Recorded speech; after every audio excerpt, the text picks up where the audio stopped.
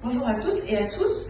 Aujourd'hui, je suis à Lille. J'ai accueilli ce matin le ministre de l'Économie et des Finances, Bruno Le Maire, à Marcq-en-Barœul. Il venait faire sa première visite dans le cadre du plan de relance pour visiter une entreprise exemplaire de notre territoire, qui est l'entreprise Le Safre. Nous avons ensuite rencontré les services de l'État, mais aussi des entrepreneurs de la région pour parler des projets sur lesquels l'État et les collectivités vont investir grâce au plan de relance. Et ce soir, je suis avec le président du MEDEF Lille Métropole, Yann Orpin, et je suis venue échanger avec lui pour connaître un petit peu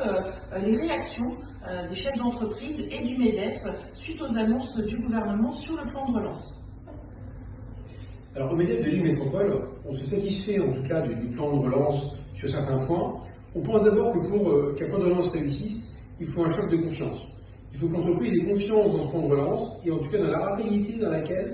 laquelle le gouvernement pourra le mettre en place. Ce qu'on trouve vraiment très bien en tout cas, c'est pour les jeunes, qui était une inquiétude pour nous, eh bien, les 6,5 milliards qui ont été mis par le gouvernement pour embaucher à la fois des apprentis, mais aussi des jeunes de moins de 26 ans, est une très bonne réforme, dans la mesure où elle va permettre à ces jeunes de trouver un emploi et aussi pour les entreprises de trouver des compétences. Ce qui est intéressant aussi, une fois qu'on a passé le confinement, les entreprises ont eu un chiffre d'affaires qui a baissé. Le renouvellement énergétique, en tout cas tout ce qu'ils veulent lancer sur la rénovation énergétique des bâtiments, permettra en tout cas aux boîtes de BTP de pouvoir relancer leur activité et donc de permettre à la fois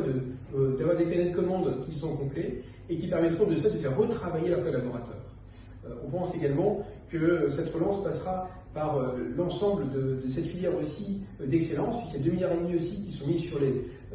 technologies de rupture, et ce qui est aussi important de créer les emplois d'avenir et qui permettra aussi à la France d'avoir des licornes qui permettront aussi d'être compétitifs au niveau international. Alors là, on parle du plan de relance au niveau national, mais le but aussi de la venue du ministre aujourd'hui,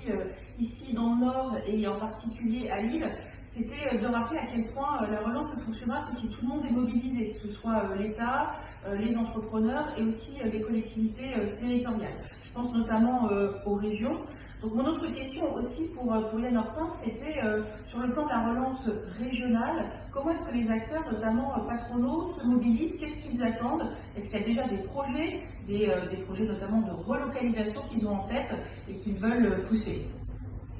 Alors, on a une région extrêmement dynamique avec un président de région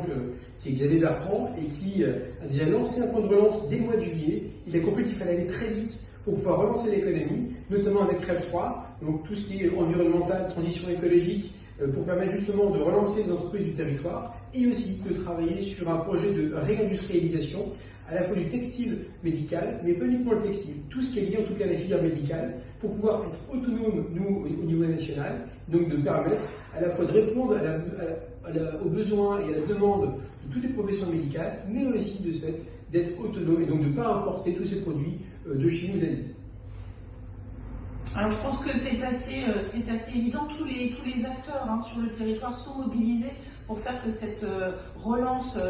économique fonctionne. Donc moi, en tant que députée de la 9e circonscription du Nord, dans les mois qui viennent, je continuerai à travailler avec les acteurs locaux, que ce soit les entrepreneurs, que ce soit les services de l'État, que ce soit les élus, parce que, comme l'a dit Bruno Le Maire